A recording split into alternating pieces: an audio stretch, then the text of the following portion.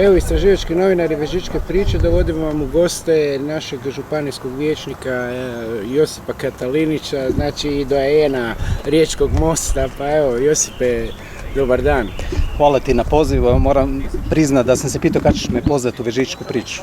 Pa da, evo sad odmah da najavim odmah, nisam ti uzeo onaj ČDS, to ću ti uručiti naknadno, tako da odmah se opravdam, nenadano smo se našli, na brzinu sam se skupio, tako da to nisam uzeo.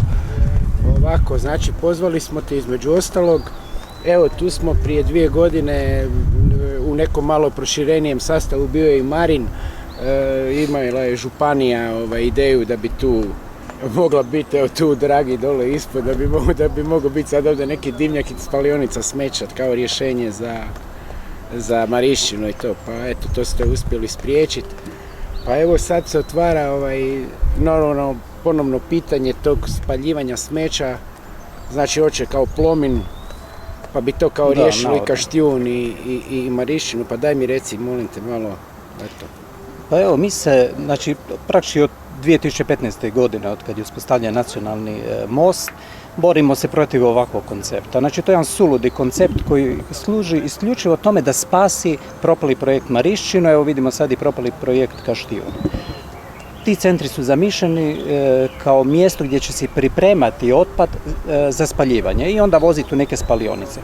Ništa ne funkcionira na tim centrima, znači ti centri proizvode gorivo iz otpada, takozvani RDF, koji trenutno nemaju gdje plasirati. I onda su se naši mudraci sjetili da bi trebalo spasiti ta dva projekta na način da se, evo upravo ovdje u Sušačkoj Dragi, jer je to blizu velikog naselja Gornje Vežice.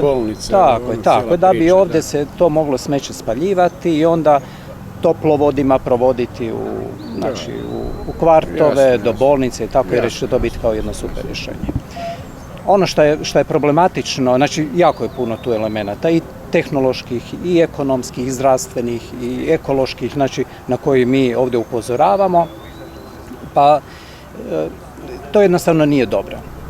Ako pitate bilo kojeg stanovnika u Republici Hrvatskoj, ali vjerojatno i šire, šta misli o toplanama na ugljen, svi će reći joj, to je fuj, to je loše, to ne valja. Međutim, ugljen je ekološki prihvatljiviji nego spaljivanje smeća. Pa tako vi spaljivanje smeća proizvodite 25 puta više dioksina, 2,5 puta više ugljičnog dioksida, 2 puta više ugljičnog monoksida. Znači, praktički čitav jedan spektar negativnih elemenata koji izlaze spaljivanjem otpada. A nitko se ne buni, nitko, veliki dio građana se ne buni protiv spaljivanja otpada. Mi smo odmah tu reagirali, slučajno smo to vidjeli, slučajno. Naš tadašnji vijećnik Igor Posarić je u dokumentu polugodišnjeg izvještaja našao, znači dokument od 400 stranica u PDF-u, pronašao jedan mali pasus gdje je navedeno da će Kvarnerska energetska agencija raditi na pripremi spalionice ovdje u Sušačkoj Dragi. Održali smo presicu i pokrenuli smo praktički reakciju javnosti i spriječili izgradnju spalionice. Mislim, koliko je samo to suludo bilo, sjećamo se na kraju krajeva, tu dole svi znamo je vodozaštitno područje, znači posaditi tako znači, neko postrojenje. Toliko aljkavo sve pripremljeno kao i Marišćina, da uopće nisu pogledali da se na ovom području ne može graditi postrojenje tako. Jasno. Daj mi molim te, Josipe, reci, ti si gore sa Viškova, znači ti si baš direktno, možemo reći, ugrožen tim, znaš tamo na terenu, ti živiš u biti. Pa daj mi reci, kako je sad stanje po pitanju tog, znači običnog života, otvaranja prozora po noći, po danu, kakav je režim? Dobro, sad je vruće. Nažalost, evo, na zapadu ništa novo. Ponavlja se ono što se ponavljalo 2012. godine. Dolaskom ljeta, dolaskom visokih temperatura, to smetlište, znači jer na Marišćini trenutno nije ništa drugo nego obično smetlište, smeće zakuha, počnu isparavanja, plinovi i na večer mi se nalazimo na jednom području gdje je Marišćina sjeverniji od nas, od naselja Marčelji i redovito svaku večer strujanje zraka krene od Slovenije prema Kvarneru, a mi smo upravo na tom pravcu, tako da nam lijepo uredno donese taj smrad. Lahor lagani, upravo tako, lahor lagani. Znači zatvoreni prozori. Inače gore, prije dolaska Marišćini, stvarno jedan jedno predivno mjesto, zrak idealan, ne treba vam klima. Jasno, Znači ne treba jasno, klima, vi jasno, otvorite prozore i to je sve. Evo, nažalost, toga više morali nema. smo graditi klime. Jasno. Evo i noćas sam spao pod klimom. Jasno, daj mi molim te reci, vi ste radili neke studije, znam ti si aktivno mislim i baviš se i sad, znači tim aktivizmom zelenim, pa daj mi reci, vi ste radili, čini mi se, da li vi ili neko drugi neke studije, znači kakvoće zraka i općenito utjecaja te Marišćine na okoliš. Da, pa znači kakvi su bili zapravo rezultati? nastavni za ovo, jedna studija za koju pretpostavljam da se na nju referenciraš Malo je... glasnije moram kažem. A ja, okej. Pardon, izvini. Studija za koju pretpostavljam na koju se ti referenciraš radio je Nastavni zavod za javno zdravstvo, a naručio je Eko Plus. Dobro. To je operater gore na Marišćini i ona je pokazala da se tamo pojavljuje preko 100 kemijskih spojeva, od kojih je jedno 20-ak je kancerogeno, a od tih 20-ak 5-6 je daleko premašilo granične vrijednosti. Praktički djelatnici gore, radnici na Marišćini su bili, njihovo zdravlje je bilo ugroženo. Čak do te mjere da su oni, ti izvođači studija iz Nastavnog zavoda su preporučili da djelatnici kad su vani da moraju imati zaštitne maske, čak i zaštite za uši, to iskreno nisam razumio zbog čega zaštite za uši, ali evo, do te mjere. Ono što je malo tužno je da to smo opet slučajno saznali to 4 mjeseca nakon što je ta studija bila odrađena. To se skrivalo od nas, iako je župan Komadina i njegova svita imali su taj dokument praktički 4 mjeseca prije nas.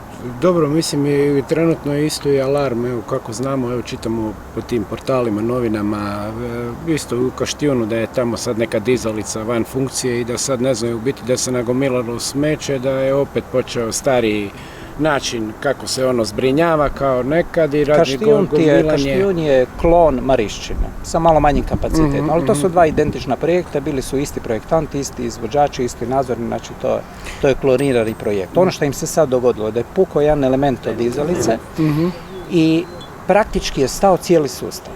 Znači radi jednog elementa Radi jednog elementa i oni sad kažu da 40 dana usred ljetne sezone, kad je navala, znači više u Istri nije ti jedan grad ili općina ne smije nigdje ode svoje smeće nego u Kaštijun. A Kaštijun više ne može primiti niti kilograma smeća. I sad su došli u situaciju da 40 dana neće znati gdje sa smećem. To će naravno izazvati kaos na terenu.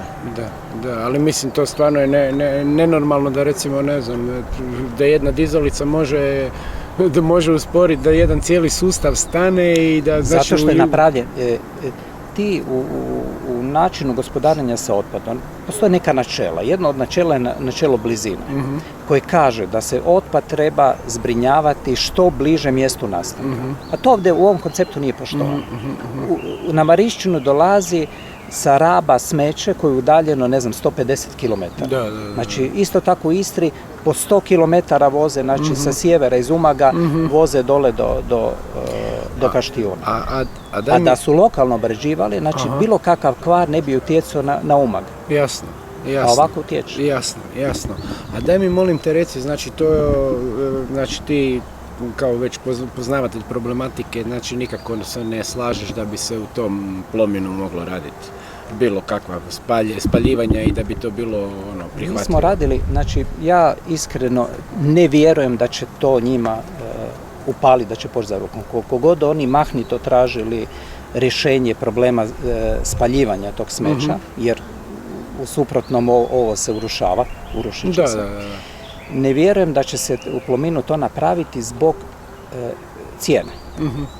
Izračunali se kad smo ovdje umjesto spalionice u Dragi, mi smo rekli to je suludi projekt jer za spali 30.000 tona smeća moramo otprilike 30 milijuna eura platiti investiciju. 30 milijuna eura. Ono što smo mi nudili je da se napravi biokompostana koja košta 10 puta manje, odnosno čak 2,5 milijuna eura. Toliko je bila naša procjena. Da bi se napravila spalionica u Plominu, koja će preuzimati ne samo Kaštijun, već i Marišćinu, eventualno još iz Karlovca, recimo smeće, potrebno je uložiti sigurno jedno između 50 i 70 milijuna eura. To je veliki novac. Zašto toliko puno? Zbog toga što, zbog onih svih kemijskih elemenata što sam rekao. Da, s početka, da. Tako, je potrebno napraviti filtere, dimnjake, ono. A šta se dešava? Vi dobivate nekvalitetno gorivo iz otpada. Možda da mistificiram šta je gorivo iz otpada. Gorivo iz otpada nije ništa, nego ono vaše smeće kućno koje je osušeno i isjeckano. To je gorivo iz otpada. I da, upravo tako. Znači, tako, i to je jedino gorivo za koje vi morate platiti otprilike 1000 i par sto kuna da ga netko spali, a ne možete zarađivati. Tako da, mislim da je ta terminologija zapravo da se njom htjelo zamagliti činjenicu. Uglavnom, da se vratim na Plomin. Ne vjerujem da će se napraviti zbog prevelike investicije za efekt financijski koji će biti vrlo nizak. I tu investitor, ne znam ko može biti, valjda HEP, tko može biti investitor, očekujem da oni to neće htjeti napraviti. Jasno. Dobro, onda imamo kako rješenje? Nudimo li kako rješenje? Znači, nudimo rješenje već čitav niz godina, a to je potrebno je fokusirati se na glavnu komponentu otpada koja radi problem, a to je biootpad. Mi gore na Marišćini imamo problema zbog biootpada, nemamo zbog papira ili plastike koja gore dođe, nego zbog biootpada, jer on izmiješan sa smećem, on smrdi. Stvaraju se metan, stvaraju se deponijski plinovi koji rade čitav kaos gore. Ako se fokusiramo na tu komponentu otpada, a ona čini 35% ukupnog otpada, mi smo riješili kompletan problem.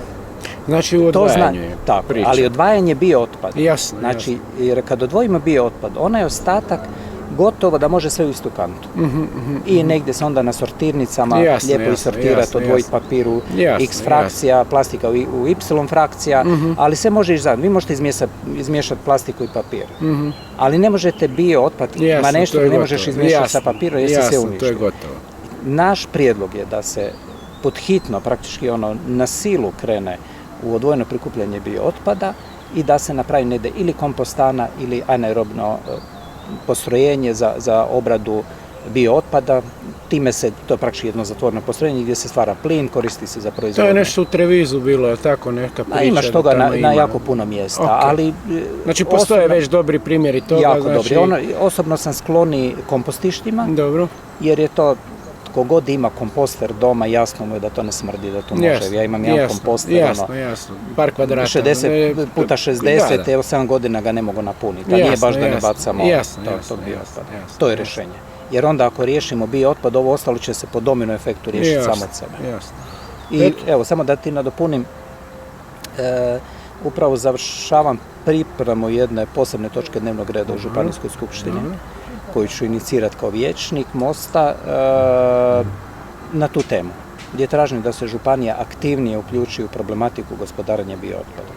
Pa dobro, to ćeš, nadamo se dobiti potporu ostalih ja se nadam, ako ništa, barem ćemo vidjeti, istirat ćemo na čistinu.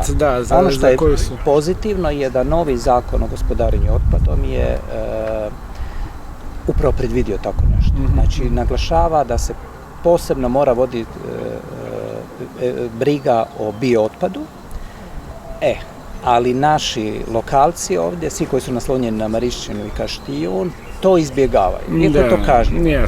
Jer radi toga što niti postrojenje na Marišćini, niti na Kaštijunu ne može opstati bez biootpada. Ono mu je potrebno zbog tehnološkog procesa. Znači imamo neka rješenja, vide se, nude se, niko ih ne čuje i sad odlučio se ipak još to sad službeno formalizirati u vidu pitanja, znači kao... Pa znamo Oni idu na iscrpljivanje. To smo znali već i 2012. godine kad smo kao aktivisti krenuli, dobili smo sugestiju, razmišljanje od jednog poznatog profesora, Uršića, koji je rekao, gledajte, ako ne mislite igrati na duge staze, odmah sad odustanite.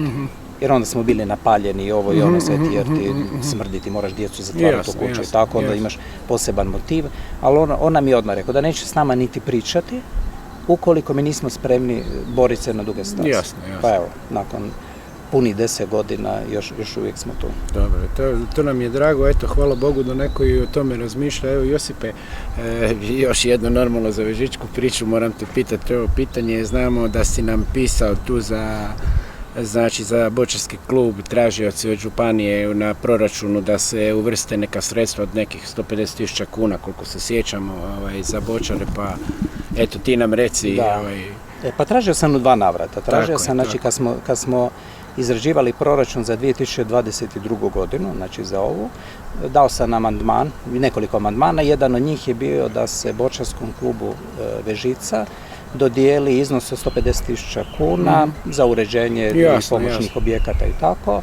I tražio sam da se taj novac, ti moraš, znači kad daješ amandman, onda moraš kazati kome uzeti i kome dati. Tražio sam da se uzme od jedne točke koja služi za objave u novinama, informiranje, domjenke, tako za neke gluparije, gdje je predviđeno 2,9 milijuna kuna. Tražio sam tu da 150.000 kuna i to nije prošlo.